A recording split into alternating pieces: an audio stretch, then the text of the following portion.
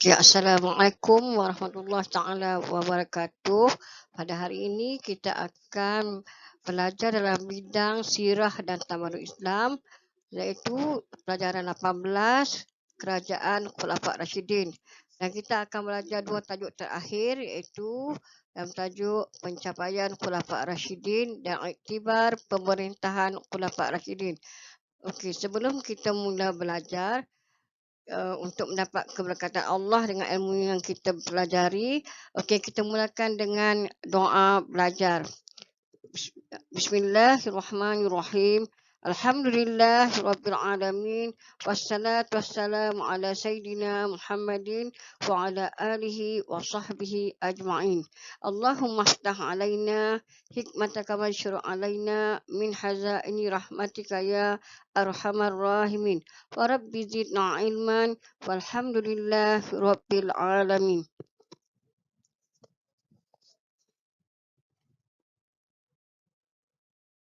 Okey, sebelum kita masuk tajuk yang terakhir, dua tajuk terakhir itu, kita lihat pemerintahan Khulafa' Rashidin memerintah.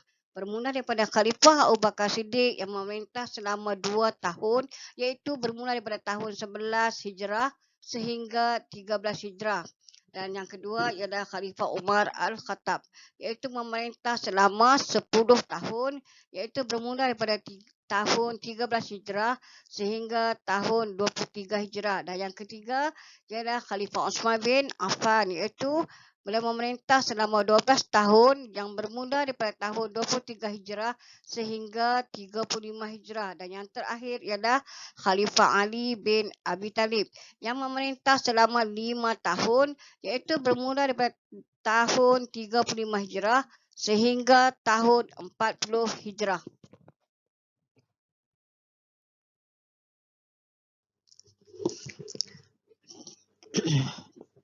Okey, sebelum kita belajar seterusnya, awak kena mengetahui tajuk yang kita akan belajar ini adalah kita akan belajar tentang apa yang dicapai sepanjang pemerintahan Khulafa' Rashidin.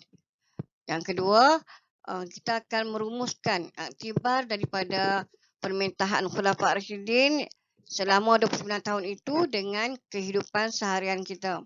Dan yang ketiga, kita nak sentiasa berintegrasi dalam kepimpinan secara beradab dan istiqamah.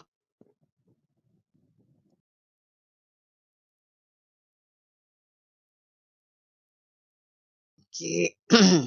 Seterusnya, kita akan lihat apakah pencapaian yang dicapai oleh 4 orang pemerintah, iaitu pemerintahan Khulafa' Rashidin dalam 6 aspek, iaitu bidang ketenteraan, bidang agama, dalam bidang politik, dalam bidang sosial, dalam bidang pendidikan dan dalam bidang ekonomi.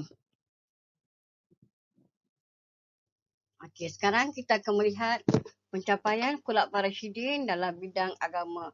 Okey, untuk dalam bidang agama ini, cuma ada 2 orang khalifah dalam pencapaian dalam bidang agama, iaitu Khalifah Abu Bakar Siddiq, iaitu beliau telah berjaya memerangi nabi-nabi palsu, memerangi golongan murtad dan memerangi golongan yang enggan membayar zakat. Ini adalah untuk pencapaian bagi Khalifah Sayyidina Abu Bakar Siddiq. Dan bagi Khalifah Umar Khattab pula, iaitu beliau berjaya menyebarkan dakwah sehingga tersebar di wilayah Mesir, Parsi dan Rom. Okey, awak kena ingat hanya dua orang khalifah ini sahaja yang pencapaian dalam bidang agama, iaitu Khalifah Abu Bakar dan Khalifah Umar Al-Khattab.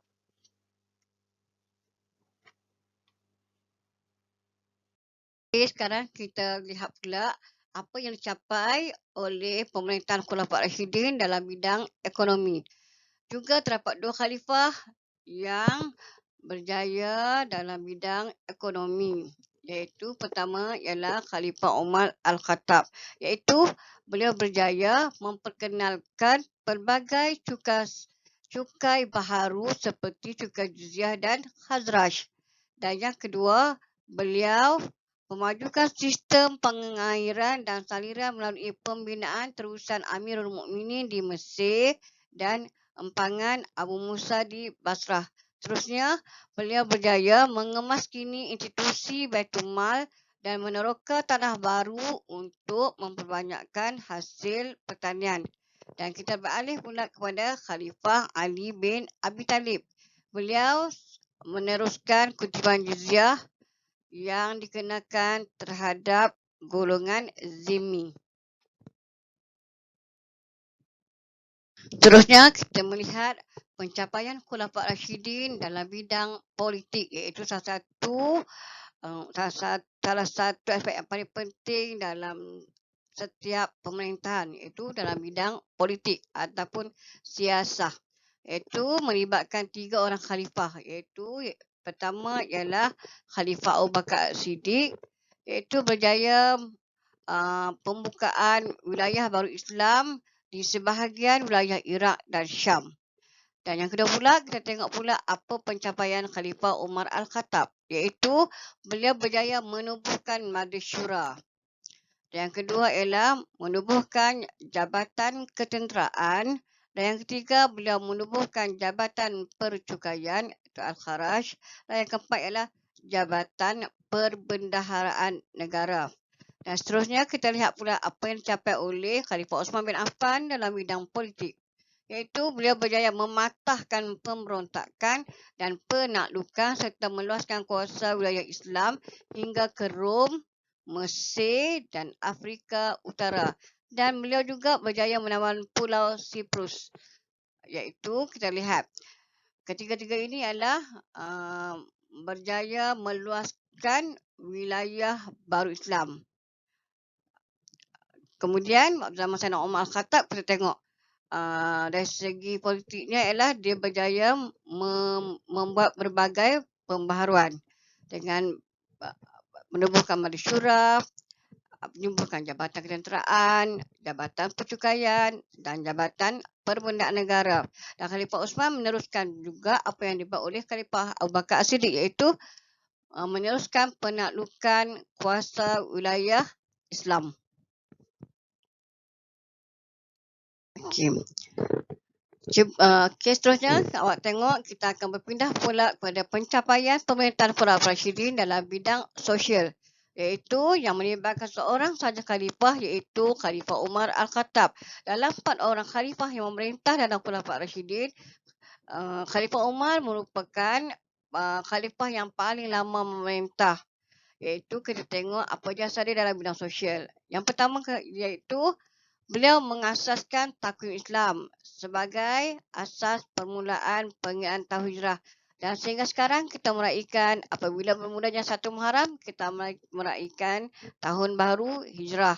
Yang kedua iaitu memperkenalkan undang-undang pentadbiran negara untuk menghormati hak sosial dan menjaga kebajikan rakyat. Dan yang ketiga, membina kemudahan awam seperti tali air untuk kemudahan pertanian. Okey, kalau kita lihat daripada ketiga-tiga kejayaan Sayyidina Umar Khattab ini, semua dia merangkumi sosial dalam berbagai aspek, iaitu dalam kalender Islam, undang-undang pentadbiran negara. Yang ketiga ialah untuk rakyat, menjaga kebajikan rakyat, iaitu membina kemudahan awam.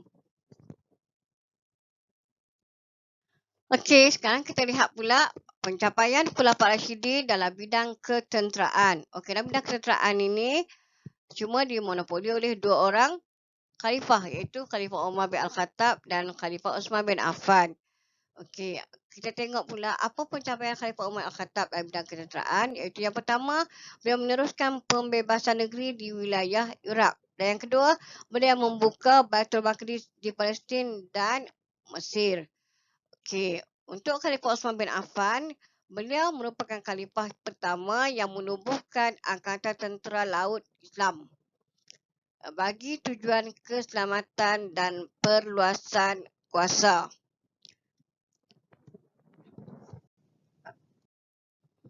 Okey, sekarang kita lihat kepada aspek terakhir pencapaian pemerintahan Khulafaur Rasyidin, iaitu dalam bidang pendidikan.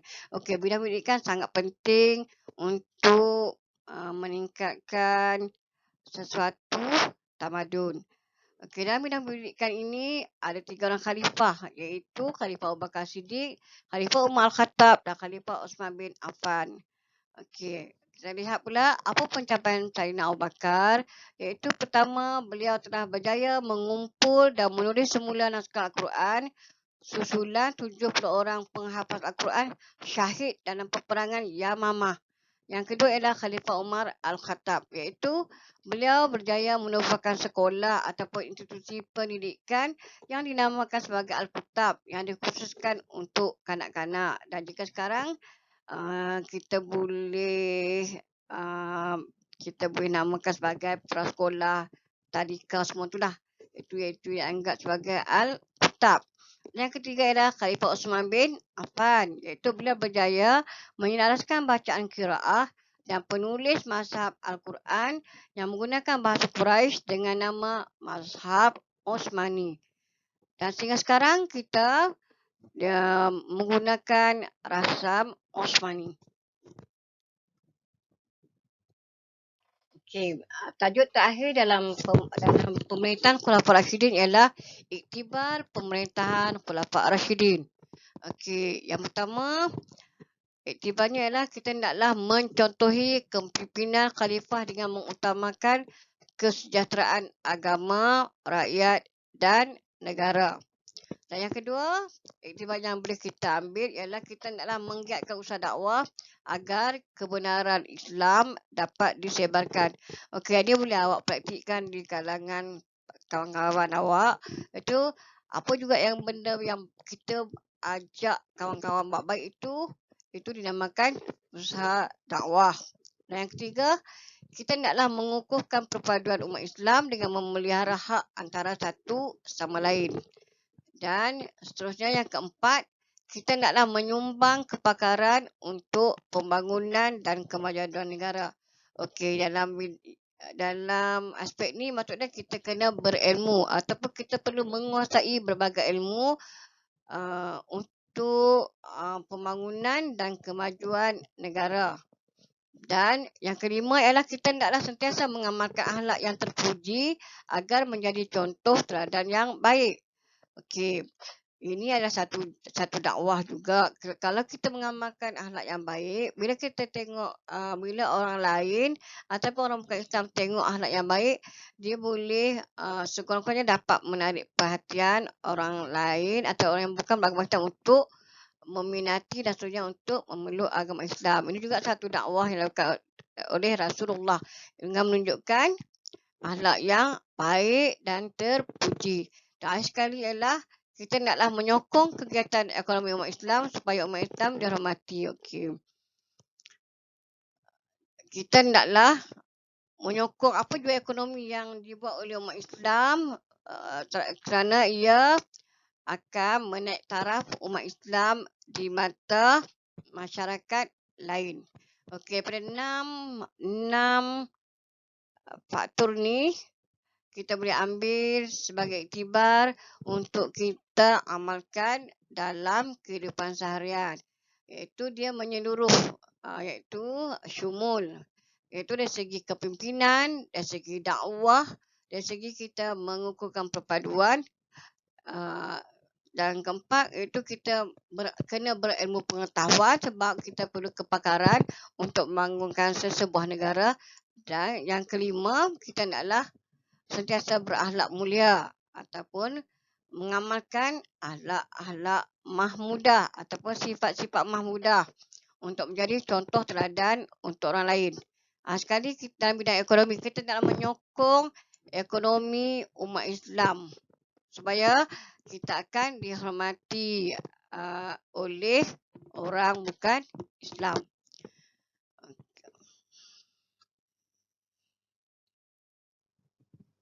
Kau okey, Dek?